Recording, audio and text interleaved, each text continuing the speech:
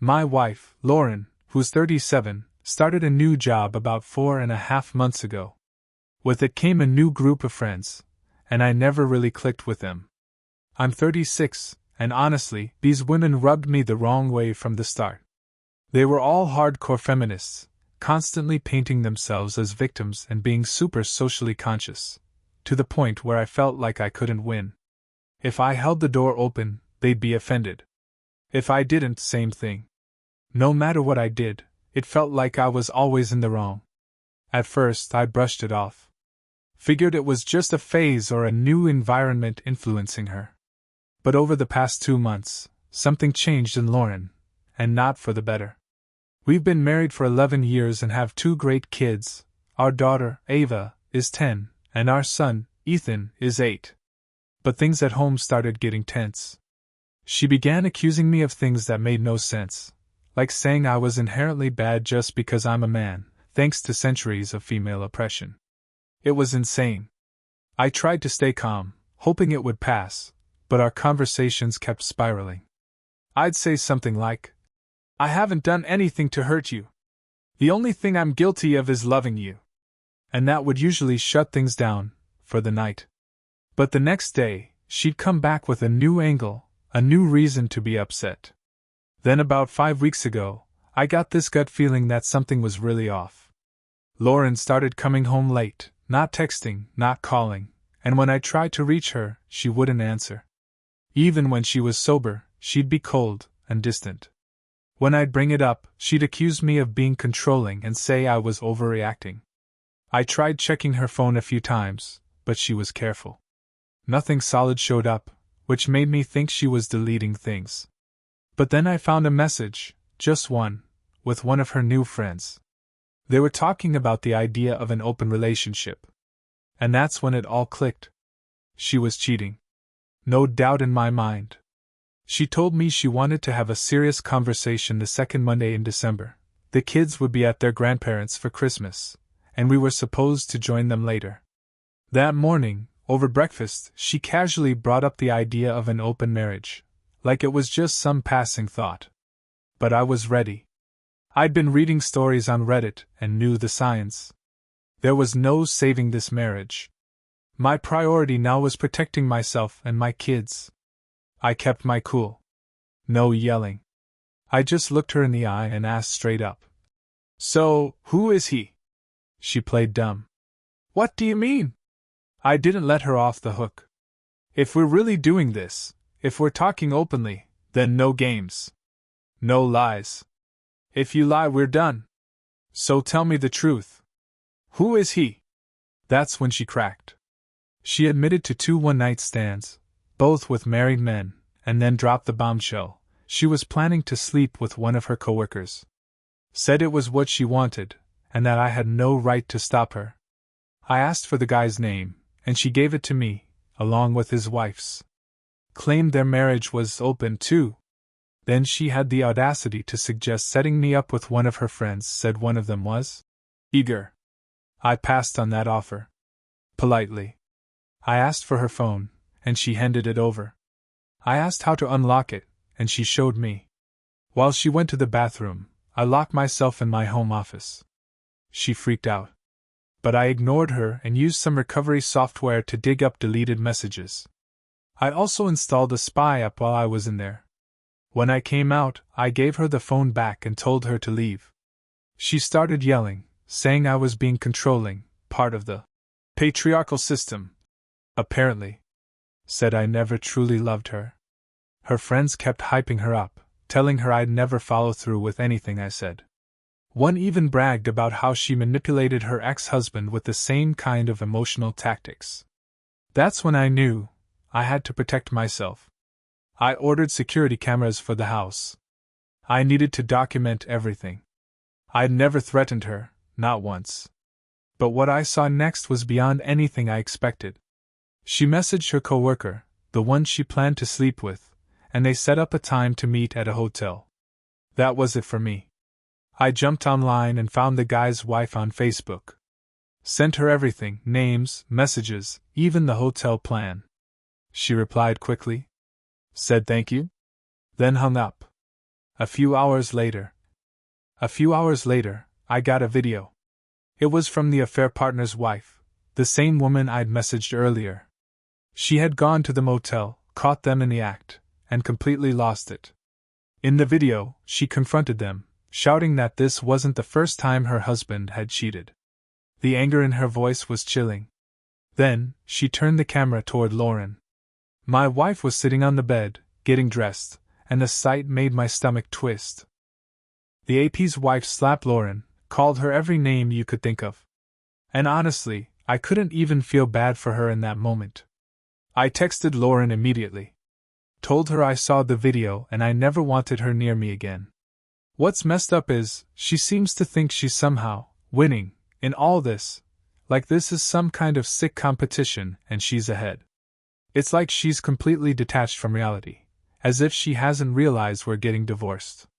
As if this isn't real life. I jumped into her family's WhatsApp group and posted a message, short and honest. I let them know that we were divorcing because of Lauren's infidelity. I thanked them for accepting me into their family for all these years, and then I left the group. Since then, she's been blowing up my phone. Texts, missed calls, voice messages. I haven't opened any of them. I don't have the strength to. Just reading her name on my screen makes me feel sick. I told my parents everything. My dad ended up texting Lauren himself, telling her not to come for Christmas, she wouldn't be welcome. Now I'm at my parents' house. I talked to my boss, explained everything, and he gave me some time off until mid-January so I can get my life in order. I've been monitoring her conversations with her new friends. It's obvious now they're all unraveling. She's panicking, and I think it's finally hitting her. She's lost her family. And those people she trusted? The affair partner? Those friends? They don't really give a damn about her. They never did. Despite all that, she showed up at my parents' house, right on the doorstep, saying she wanted to celebrate Christmas with us.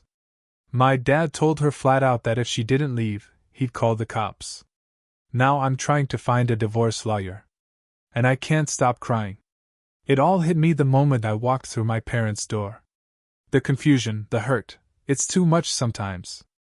Reading her chats, thinking about what she did, it rips me apart. I've only responded to her twice. Once I said, "It doesn't matter what you say. I don't even know who you are anymore. My wife would never destroy my heart like this and smile while doing it. We're getting a divorce. Your words don't matter. You have no influence over me. We're done." After that, the messages stopped. But the pain didn't. Sometimes I just want to turn back time. Pretend none of this ever happened. But I can't do that to myself. This is the worst Christmas I've ever lived through. I sat the kids down and explained it as gently as I could.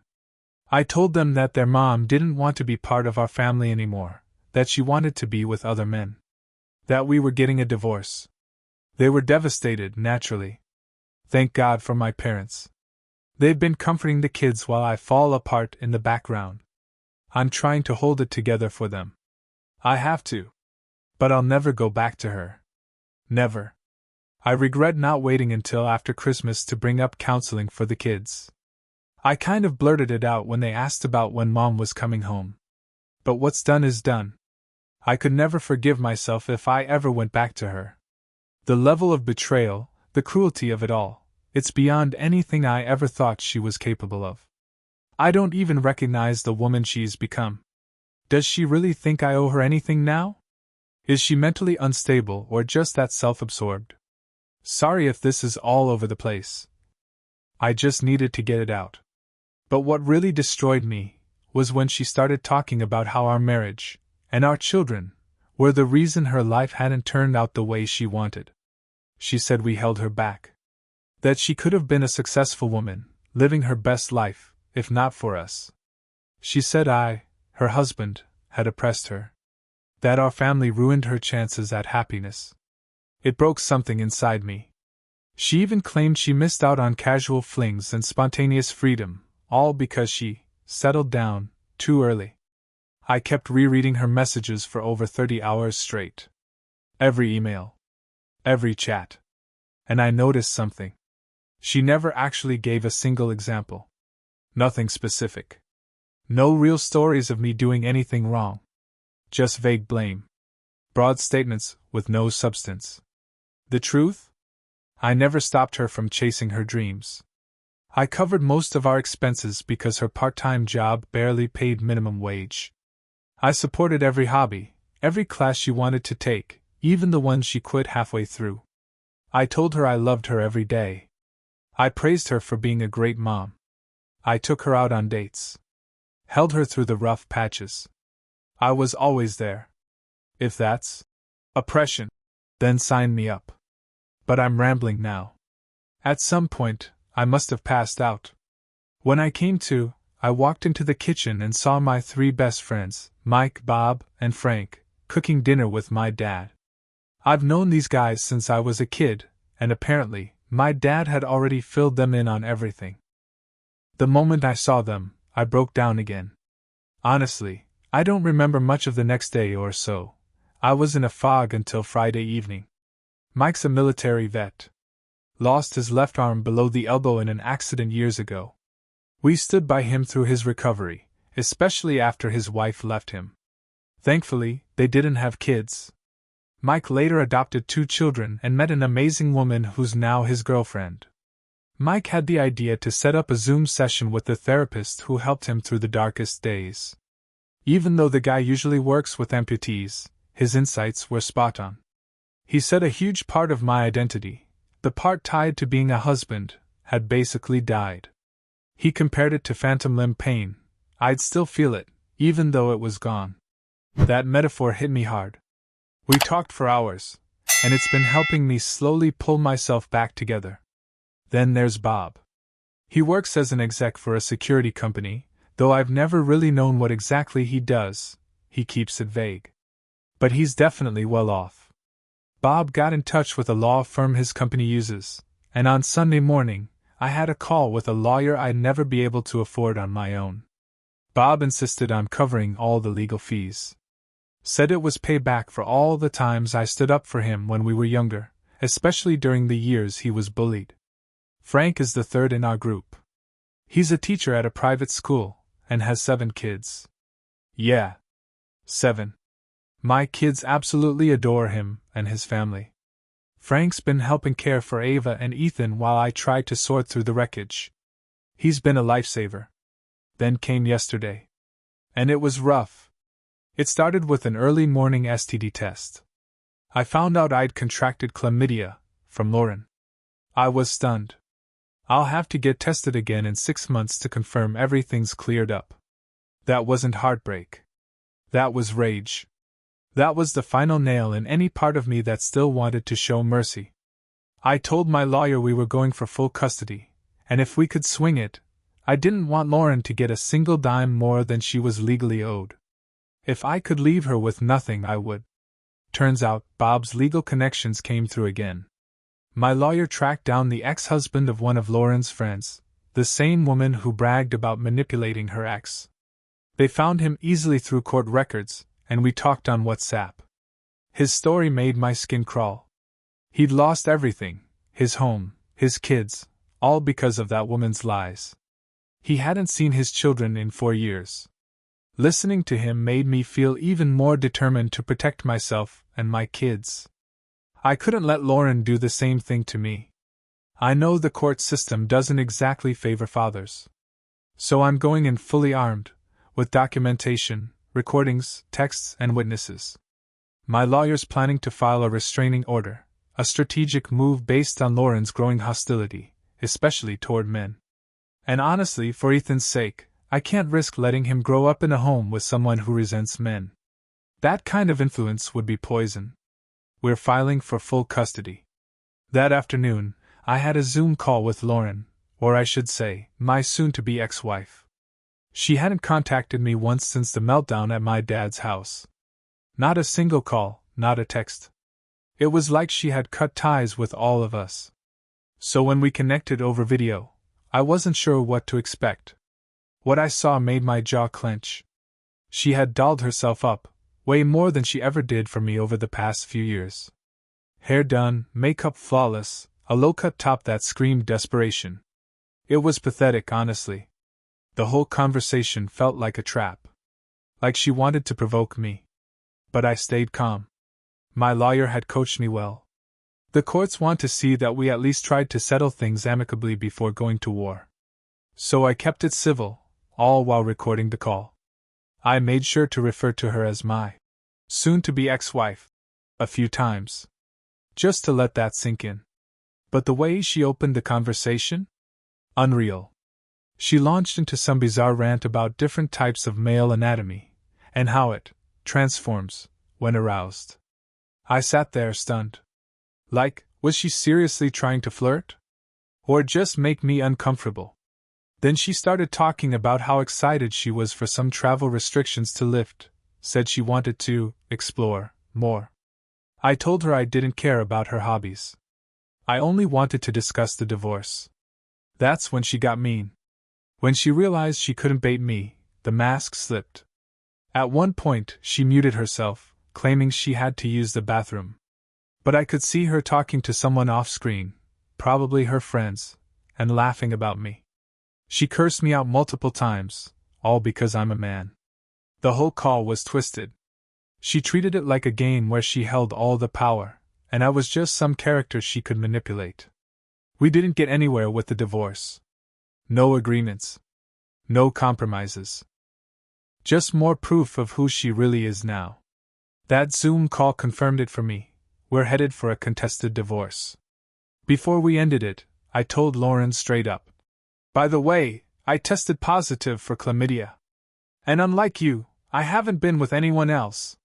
You should probably get yourself to a clinic. She just stared at me. Didn't believe me. Her face twisted in disbelief, like I'd made it up just to spite her. At this point, I honestly don't know what's going on in her head. And I don't care anymore. I sent the video recording of our call to my lawyer. She was shocked, genuinely surprised by how off the rails Lauren seemed. Everyone who's seen or heard about her behavior agrees, it's irrational, maybe even unhinged.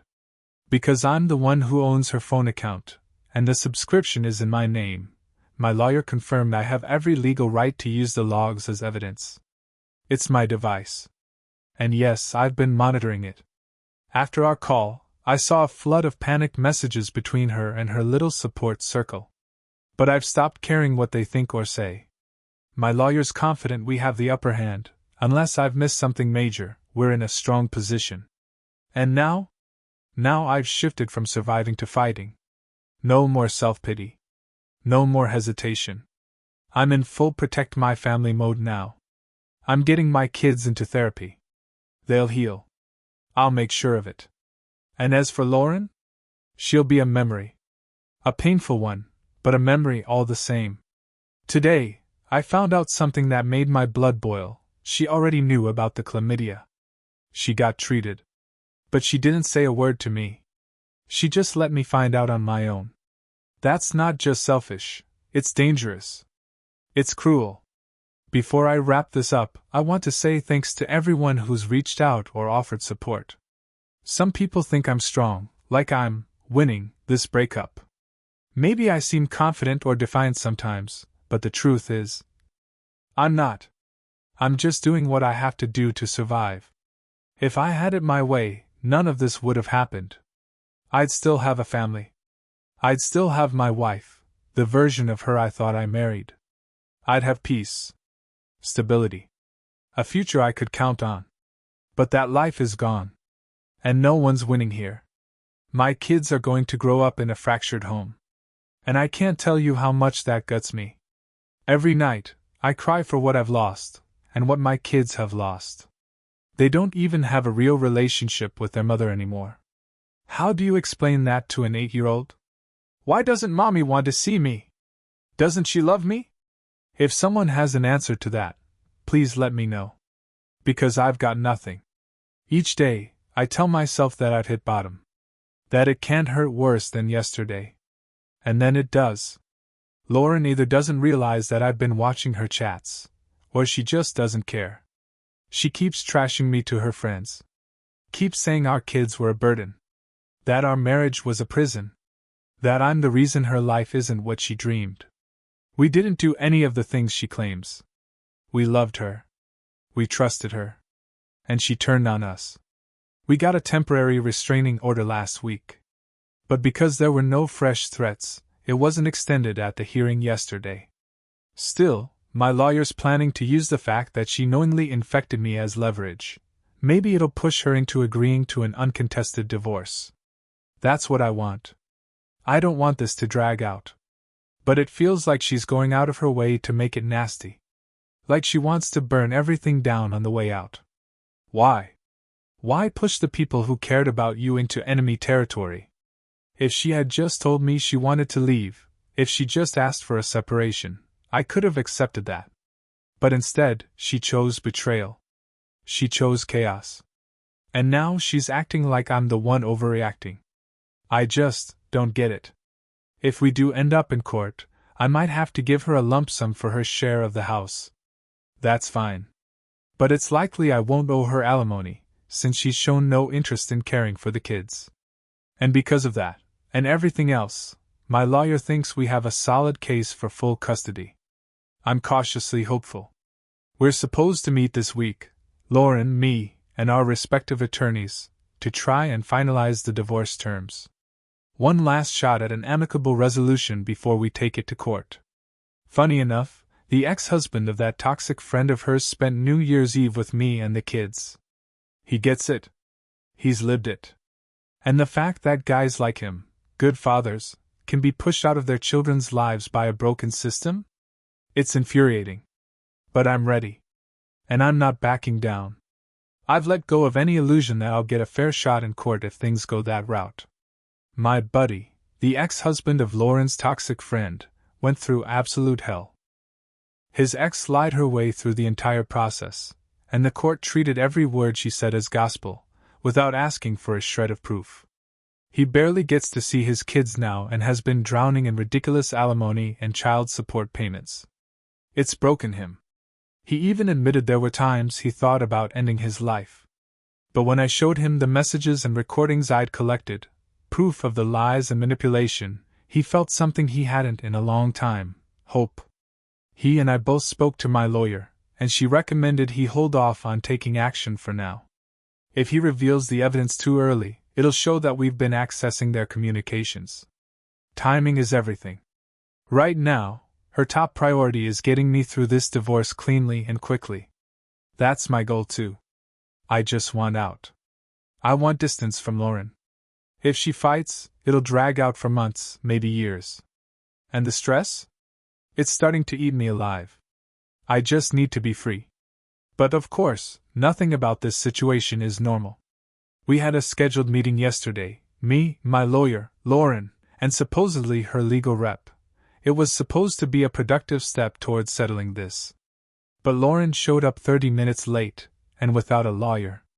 Instead, she brought one of her new friends, the same kind of unhinged company she surrounded herself with lately. My lawyer had coached me beforehand, told me to keep calm, avoid reacting emotionally, and only respond if absolutely necessary.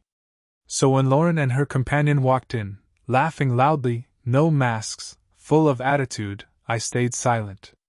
The woman she brought, loud, smug, and obnoxious, kept trying to provoke me. Tossed out little insults, rolled her eyes, snickered under her breath. Lauren joined in too, like they were part of some mean girl high school clique. It was pathetic. My lawyer kept trying to redirect the conversation toward the actual divorce, but they wouldn't let up.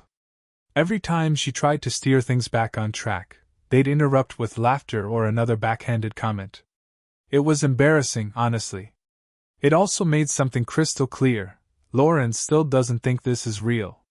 She truly believes I won't go through with the divorce. In her mind, only she has the power to end things. She thinks she'll walk away with everything.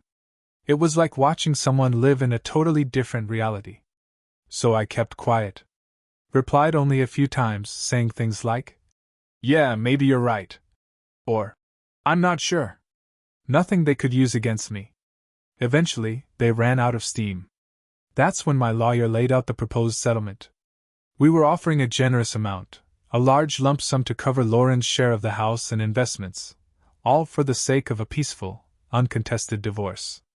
And just like that, Lauren lit up. So did her friend. They were ecstatic, already fantasizing about what they'd do with the money. Her friend even joked about how many nights at the pub it would cover. My lawyer tried to press them to go over the full agreement, all the terms, but Lauren didn't want to wait. She wanted to sign right then and there. She even started discussing how fast the funds would arrive. My lawyer made a quick call, and a notary arrived shortly after. We showed our IDs, signed 2 copies of the agreement, and got them stamped. Lauren was so giddy, she left her own copy behind on the table. My lawyer gave me a subtle signal, both palms flat, meaning, "Don't say a word." Once they were fully out of the building, my lawyer exhaled and congratulated me. She said it was one of the strangest divorce negotiations she'd ever witnessed, like dealing with someone who had no idea what they were giving up. She explained that Lauren's copy of the signed agreement would be held in her office. It would be sent to her only after the judge approved it, or if she hired a lawyer who requested it. Until then, it would stay tucked away in a drawer. So, surprisingly, it looks like the divorce might not be as hard to finalize as I'd feared. But there's still the chance Lauren could get legal counsel later and try to contest it. To stay ahead, I hired a private investigator, on the advice of someone from Reddit, actually. Within a week, he sent me a batch of photos. Lauren kissing 2 different men at 2 different bars, and entering a hotel with one of them. I've built a strong case. The evidence I've gathered, texts, recordings, photos, is substantial. If it comes down to it, I'm ready.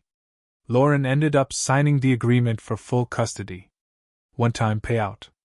No spousal support. All that's left is to sort out the finances. I've got a plan in place, and Bob has generously offered to cover the whole amount if it comes to that. My lawyer gave me clear advice: lay low. Keep paying for everything as usual. Don't stir the pot. Don't engage with mutual friends. Be patient. Let the process play out. Yesterday was the hearing. And I'm basically divorced. It'll take 4 to 6 months for the paperwork to be finalized. But unless we both request a halt, which I won't, the outcome is locked in. I'm exhausted. I haven't slept in days. My thoughts are a mess, but I need to write this out. Maybe if I get it all out, I'll finally be able to rest. My lawyer somehow fast-tracked the hearing, just 12 days after filing. I'm guessing she pulled some strings. But before that, the weekend was absolute chaos. Friday morning, there was a knock at the door. A group of police officers stood outside, with a search warrant. I was completely blindsided. My first thought was the kids. I asked if I could take them outside during the search. They allowed it. But they didn't give me much information. I got a copy of the warrant, but I was too shaken to make sense of it. Turns out, those suspicions about Lauren's erratic behavior being tied to medication? Yeah, partially true. The cops tore through my house. Every room. I immediately called my lawyer. She tried to intervene, but the warrant was legitimate. There was nothing we could do in the moment. Thank God I'd already installed surveillance cameras around the house. Video. Audio. Everything recorded. If they tried to plant anything or if false accusations ever come up, I have the footage. I might even file a claim against them later. But right now, I don't know if I have the strength. Maybe it's better to just move on. What I didn't know, not until hours later, was this. Lauren, along with 3 of her friends, had taken my car. Without permission. They were all drunk or high, or both, and they crashed at high speed into someone's house. Every single one of them was arrested. The passenger's in critical condition, and there's a real chance she won't make it. Among them was Henrietta, the same friend who bragged about manipulating her ex-husband, Jack.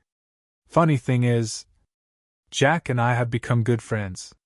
Luckily, the police didn't find anything in my home.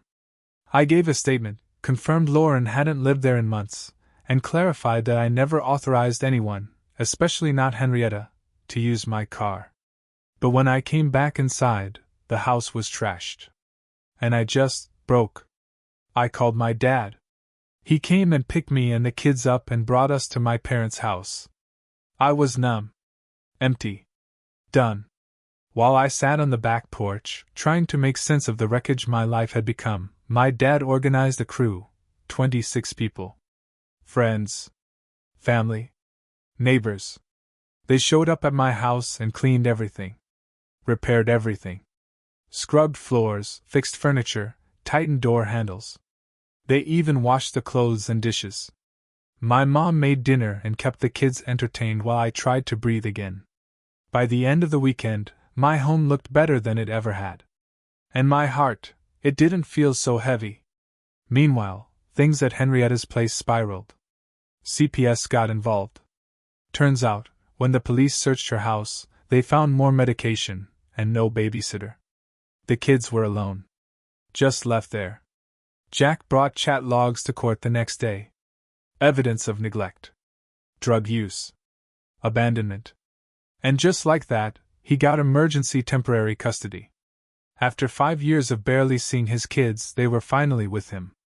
He still has to go through the proper court process to make it permanent. But he's hopeful. The kids are safe.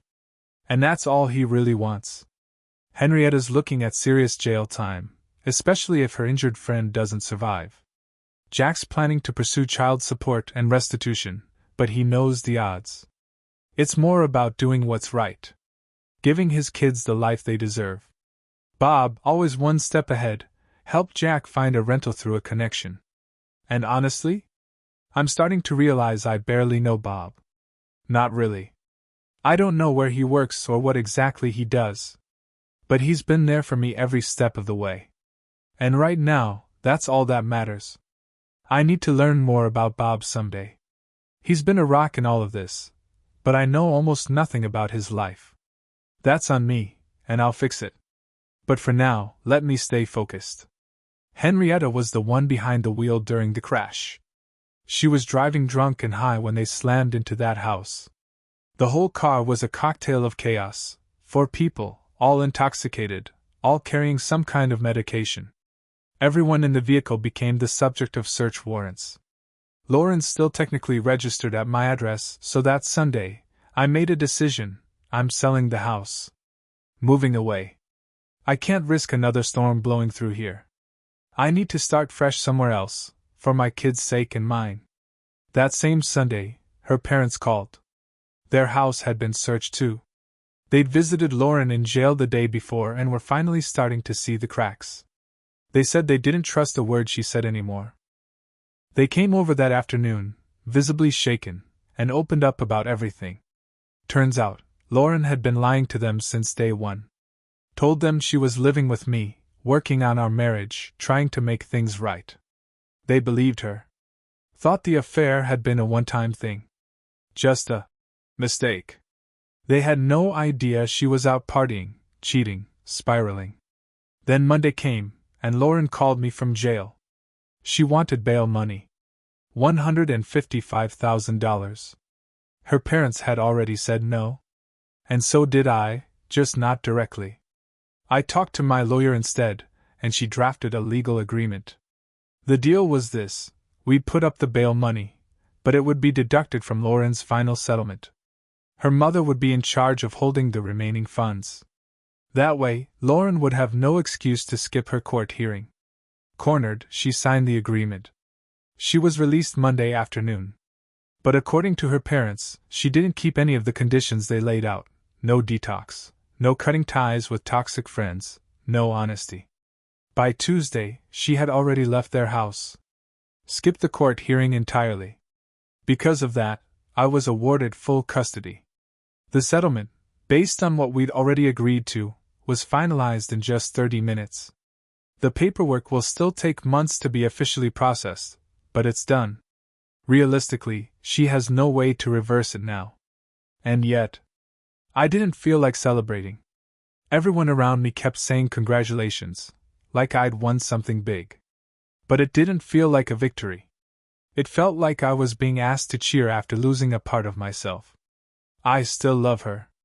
As stupid as that sounds, as painful as it is, a part of me still clings to who she used to be. My best friend. My soulmate. The mother of my children. That love is fractured now. Damaged beyond repair. But it's still there. And that makes this all so much harder. Nobody wins here. Not me. Not her. Not our kids. The best analogy I can offer is this: it's like losing both of your legs in an accident. And then being handed back half a kneecap and told, "Congratulations. I haven't been sleeping. And when I do, the nightmares are brutal, vivid dreams that leave me drenched in sweat, heart pounding, throat dry." Sorry if this is all rambling. I guess I just need to get it out. Then, today, I got a call from the hospital. She's still listed as my emergency contact. Still on my health insurance. And apparently, she'd been admitted after suffering serious injuries. She lost some teeth. Broke her jaw. Will be in observation for several days. I took her parents with me to the hospital. When we got there, we found out what happened. Her new friends had beaten her. Badly. They thought she had leaked their chat logs to Jack, the friend who now has custody of his kids. They assumed Lauren had outed them, and they retaliated with fists. She still doesn't know I've been monitoring her phone. She probably never will. I'll keep supporting her financially until the divorce is fully finalized. I made that promise, and I'll stick to it. But when she asked to move back into my house, I didn't even hesitate. No. Her mother told her the same, not one penny unless she gets clean and stays clean for at least a year. They offered her a place to live, under strict conditions. If she turns it down, I honestly don't know how she's going to survive. For the first time since this nightmare began, I thought I saw regret in her eyes. But it didn't feel real. She could barely look at me. She didn't ask about the court hearing. Didn't ask about the woman in critical condition from the crash. She just sat there dazed. Disconnected. And I don't get it. I still can't wrap my head around any of this. She had everything: a loving family, a stable life, 2 beautiful kids. And she torched it all. For what? A high. A few careless nights? Validation from people who would sell her out the second things got hard? I won't talk to her again until she's been clean for a long, long time. Maybe not ever. I can't let this chaos back into my life. I won't risk my kids' safety for someone who's proven so unstable. I'm tired. I'm broken. And I'm scared I won't ever feel whole again. But I'm still here. And I'm still fighting. The nightmares still won't let me sleep. But there's some light. My kids are doing better, and that means everything to me. My dad has been incredible. I honestly don't know how I would have held it together without him. This past weekend, we went up to his cabin for some skiing. Just me, him, and the kids. It was the first real break we've had from all the chaos. Peaceful. Almost normal. I've kept contact with Lauren to an absolute minimum. I did, however, speak to one of her friends, the one who ended up in critical condition after the crash. She's awake now, but not in great shape. A nurse at the hospital told me no one had visited her the entire time she was admitted. Even her own family refused to come when contacted. That hit me harder than I expected. And honestly, I started to worry. What if the same people who beat Lauren decide to come after me or the kids? So I asked the nurse if I could talk to her. She agreed. I know I probably shouldn't have done it. But I had to understand. I had to know how all this spiraled so far out of control. When I walked into the room, the woman looked like a ghost. First thing she said, completely deadpan, was whether I wanted a closeness favor for $120. I couldn't believe it. She was still trying to survive the only way she knew how. I told her I'd give her $150 in exchange for information instead. And she talked. She told me everything. Lauren's new circle was deep into drugs, meth, mostly, and Henrietta was their ringleader. Henrietta introduced Lauren to the lifestyle, partying, selling themselves to pay for their next hit, hiding it all behind a thin veil of feminist empowerment. According to her, it was all a cover. A way to protect their fragile egos while they self-destructed. It tore me up inside, but it also explained a lot. Why Lauren suddenly obsessed over money. Why she drifted so far so fast. Lauren had been selling herself to support her addiction. The woman didn't sugarcoat anything. She told me Lauren had burned every bridge, stolen, lied, manipulated, and now no one wanted anything to do with her. Not even the people in that toxic circle. She even said she regretted surviving the crash. She looked completely destroyed. Gaunt. Pale. Sick. And under all that makeup she used to wear, there was nothing left. I couldn't hold back the tears. I'm not making excuses for Lauren. She made these choices. But hearing it all laid out like that, how far she'd fallen, it broke me all over again. Henrietta's now facing a mountain of charges, death threats, resisting arrest, drug possession, prostitution, trafficking, neglect, DUI, property damage, theft. No bail, she's considered a flight risk. She's going to be locked up for a long time. At least I hope so. Before I go on, I want to thank everyone who warned me about this part, about the risk of Lauren trying to hurt herself once she hit rock bottom. You were right. While we were at the cabin on Saturday, I got a message from her that read like a suicide note. She talked about her addiction, the prostitution, how she'd failed everyone, and how she didn't see a way out. Thankfully, I had discussed this possibility with her father ahead of time. And since I had access to her phone's real-time location, I called him immediately. He found her unconscious on a park bench. It was freezing out, she was hypothermic on top of everything else. If he'd arrived a little later. I don't even want to think about it. She's now on methadone and was forcibly admitted to rehab. Her father's been appointed her legal guardian. She can't refuse treatment anymore. Legally, the appointment was justified not just because of the overdose, but because she'd abandoned her children, proof that she wasn't thinking rationally. I haven't cancelled her life insurance policy yet, which means she's still covered. I offered to help with the rehab costs, but only on the condition that she never knows the money came from me. She doesn't deserve to know. I'm still uneasy, though. The guys who attacked her, those same ones who thought she'd leaked their messages to Jack, I worried they might come after us too. But Jack took care of it. Jack, big guy, intimidating presence, went to their place. Said it was a dump. He confronted them directly, told them Henrietta had given him the chat logs. Told them they had two options. Go to the police and confess everything about the assault. Or stay and face consequences that would leave them in serious, permanent pain. Jack told me he hoped they'd choose the first option. And they did. They ran to the police without wasting a second. So, no, I'm not worried about them anymore. I've found a new apartment. I'll be moving soon. Once again, Bob came through for me. I don't know what I did to deserve a friend like him, but I'm endlessly grateful. Even with all that support, though, I feel heavy. The weight of everything sits in my chest like a stone. Some days, it's hard to breathe under it. But I keep going. I have to. For the kids. That's the thought that pulls me out of bed every morning. Even now, after everything, my heart still aches for Lauren. I don't regret marrying her. I really don't. As much as it hurts to admit, I still love her. Not the person she became, but the woman I once knew. The person I built a life with. But I've also accepted the truth. We can never be together again. Too much has happened. Too much has been broken. Still, I can't deny the good that came from our time together. Without her, I wouldn't have these two amazing kids. And I wouldn't trade them for the world.